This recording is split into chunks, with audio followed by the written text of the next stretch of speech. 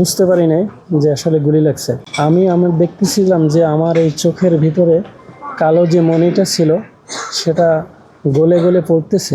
তার হাত নাই, পা নাই, চোখ নাই, বিভিন্ন যার যার যে অবস্থা ছিল ওই অবস্থা আমি হসপিটালে সারা রাত থাকি। বর্তমানে নির্বাচিত সরকারের কাছে আমাদের দাবি, মানে 2013 সালের শাপলা চত্বরে আমার সকল শহীদ ভাইদের এবং সকল আহত ভাইদের এবং সকল ওলামায়ে কেরামের যে নির্যাতন, জেল জুলুম নির্যাতন যারা করছেন, নায়াসিনামাইড ও স্যালিসাইলিক সমৃদ্ধ লিলি ফেস ওয়াশ যা ফেসের ডেড স্কিন সেল দূর করে দেয় দ্বিগুণ ফাস্টার ব্রাইটেনিং। এবং তাদের সুষ্ঠু বিচার চাই। আমি 2013 সালে কেরানীগঞ্জে থাকতাম। ওখান থেকে কেরানীগঞ্জ থেকে সর্বপ্রথম যখন একটা আপনার মিছিল হচ্ছে, আমরা কেরানীগঞ্জ কদমতলী ওইখানে জোহরের সালাত আদায় করি। জোহরের নামাজ আদায় করার পরে আমরা কেরানীগঞ্জের ওইখান থেকে বাবুবাজার ব্রিজের উপর থেকে গুলিস্তান পর্যন্ত আসি। সেখান থেকে আসার পরে ওইখান থেকে গুলিস্তান মানে গোলাপ শাহ মাজার ওইখান থেকে সর্বপ্রথম শুরু হয়। তখন শুরু হয়, কিছু ভাইয়েরা সামনের দিকে যায়, কিছু ভাইয়েরা পিছের দিকে এলোমেলো হয়ে যায়। তখন পুলিশ গুলি করে, তখন আমার এই ডান চোখে গুলি লাগে। আমি আসলে বুঝতে পারি নাই যে আসলে গুলি লাগছে। আমি দেখতেছিলাম যে আমার এই চোখের ভিতরে কালো যে মণিটা ছিল সেটা গলে গলে পড়তেছে।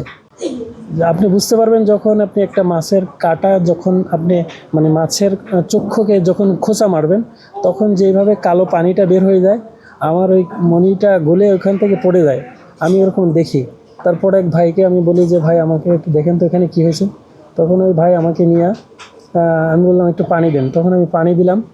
তখন তো ব্যথা শুরু করছে, তবে ব্যথা ওইরকম অনুভব করি না। তারপর আমি ওইখান থেকে হাঁটতে হাঁটতে বকচত্বর আসি, মতিঝিল বকচত্বর। ওইখানে এক ভাই আমার আমি জিজ্ঞেস করি যে ভাই আমার এখানে দেখেন তো কী হয়েছে। তো ঠিক ওই ভাই বুঝতে পারছে যে আমার চোখে গুলি লাগছে। ওই ভাই আমার ইসলামী মানে আপনার মতিঝিল ইসলামী ব্যাংক হসপিটাল ওইখানে নিয়ে যায়। ওইখানে নিয়ে যাওয়ার পরে তারপরে আমি ভালো কিছু বলতে পারি না।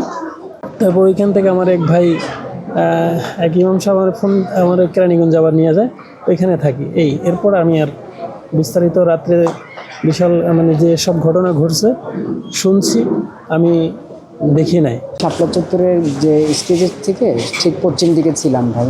তো তখন আমি ঢাকা রায়েরবাগ যাত্রাবাড়ি রায়েরবাগ একটা মাদ্রাসা সেখানে শিক্ষকতা করি। তো তখন এখানে আসি আন্দোলনের সময়। আমার এই ডান চোখে গুলি লাগে। গুলি লাগার পরে আমাকে শাহজাহানপুর হসপিটালে নিয়ে যায়। তখন রাত 8টা বাজে এরকম হবে টাইমটা। তো তারপরে হসপিটালে সারা রাত থাকি।